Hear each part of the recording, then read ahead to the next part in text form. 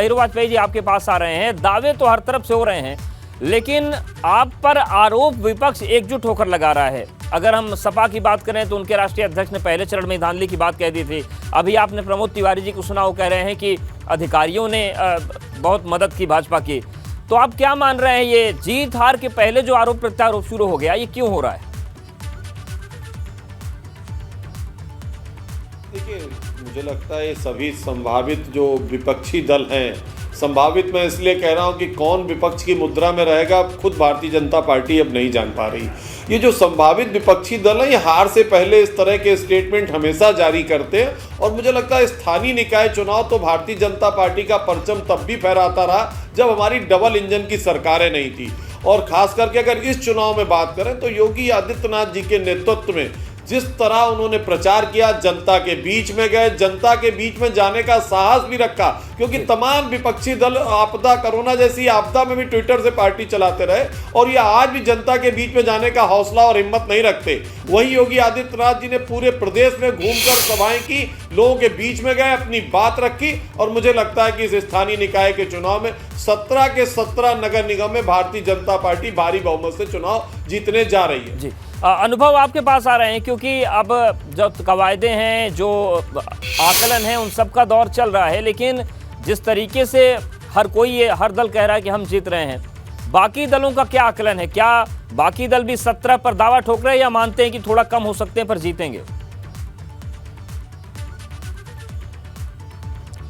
देखिए, दावे और हकीकत में अब चंद घंटे ही बचे हैं, क्योंकि कल सुबह 8 बजे से जो काउंटिंग है वो शुरू हो जाएगी और फिर पता चल जाएगा कि जो बीजेपी 17 का दावा कर रही है, समाजवादी पार्टी भी उसके प्रेसिडेंट नरेश उत्तम कह रहा हम सभी 17 जगह पे जीतेंगे, बसपा के अपने दावे हैं, कांग्रेस के अपने दावे हैं। तो दावे और हकीकत का जो अंतर है वो चंद घंटों बाद सबके सामने आ जाएगा।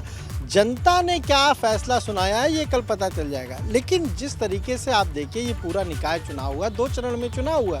आज समाजवादी पार्टी ने फिर एक बार कहा कि भाई यहाँ तो पूरा माहौल बीजेपी के खिलाफ था और कहीं न कहीं जो सरकारी मशीनरी उसका दुरुपयोग हुआ है। ये बात फिर से कही है, फिर आरोप लगाया है। बीजेपी साफ तौर पर कह रही कि देखिए पूरा चुनाव निष्पक्ष हुआ है। आप देखिए पहले किस तरीके से जो चुनाव होते थे वहाँ पर किस तरह से हिंसा होती थी, लेकिन हमारी सरकार में कहीं इस तरह की खबर नहीं आई है।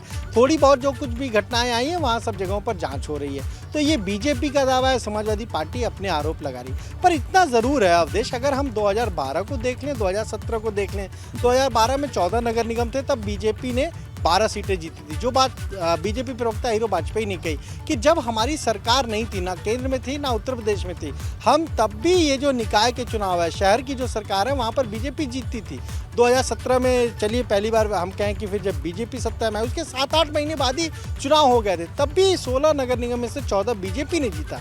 पर इस बार का चुनाव इसलिए अलग है क्योंकि केंद्र की जो सरकार है वो 9 साल उसके हो रहे हैं, जो प्रदेश सरकार है उसको 6 साल हो रहे हैं। तो जनता ने इन सारी दोनों सरकारों के कामकाज को भी देखा होगा। बिल्कुल। और वो समाजवादी पार्टी कह रही है, बसपा कह रही, कांग्रेस कह रही कि भाई देखिए, बिल्कुल वो अंतर दिखेगा भी। रतीश भी हमारे साथ कानपुर से जुड़े हुए। रतीश, अगर हम कानपुर की बात करें तो वहां पर किस तरीके की स्थिति है, क्या चर्चाएं चल रही हैं, लोगों के मन से क्या लग रहा है, कानपुर में क्या होने जा रहा है?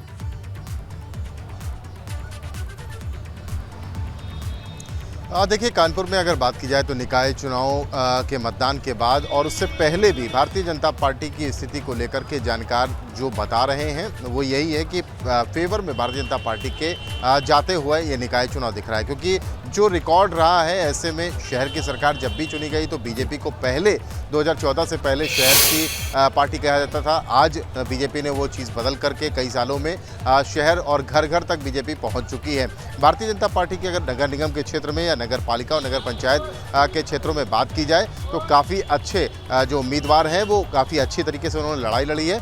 नगर निगम में विशेष तौर पर अगर फोकस की बात की जाए तो नगर निगम में महापौर पद के लिए भारतीय जनता पार्टी की लड़ाई इस बार समाजवादी पार्टी से होती दिख रही, लेकिन कांग्रेस ने भी कुछ डेंट ज़रूर किया है। क्योंकि इतिहास ये रहा है कि कानपुर में महापौर पद के लिए भारतीय जनता पार्टी की लड़ाई हमेशा कांग्रेस से होती आई है, लेकिन इस बार समाजवादी पार्टी की तरफ से जो प्रत्याशी उतारा गया और तीनों ही पार्टियों ने ब्राह्मण प्रत्याशियों को उतारा, तो ऐसे में जो सबसे ज़्यादा मतदाता यहाँ पर है ब्राह्मण मतदाता, वो थोड़ा सा कंफ्यूज होता ज़रूर दिखा।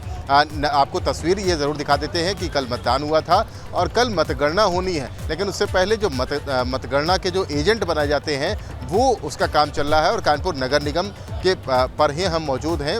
और ये तस्वीर भी अपने दर्शकों को दिखाना बेहद ज़रूरी हो जाता है कि ये मतगणना एजेंट बड़ी सहजता से नहीं, बड़ी ये कह सकते हैं कि केयर के काफ़ी गंभीरता से मतगणना एजेंट बनाने का काम किया जाता है और इन पर बहुत जिम्मेदारी होती है, क्योंकि जब कल काउंटिंग हो रही होगी तो एक एक वोट इनकी आंखों के सामने से गुजरता है और ऐसे में ये मतगणना एजेंट बनाने का काम कानपुर नगर निगम में चल रहा है। 110 वार्ड हैं और प्रत्याशी को मिलाकर एक वार्ड में 4 लोग अंदर जाने की परमिशन है, जिसमें 2 एजेंट होंगे, एक इलेक्शन एजेंट होगा और एक प्रत्याशी होगा। तो ये कुछ इस तरीके की तस्वीर कानपुर में चल रही है। मतगणना कल से होगी, लेकिन बिल्कुल मतगणना की प्रक्रिया शुरू हो चुकी है और कि ये परिणाम, जैसा कि अनुभव ने कहा कि अब जो दावे और हकीकत के बीच का जो फर्क है वो बहुत ज्यादा नहीं है। एक छोटा रिएक्शन और चाहिए।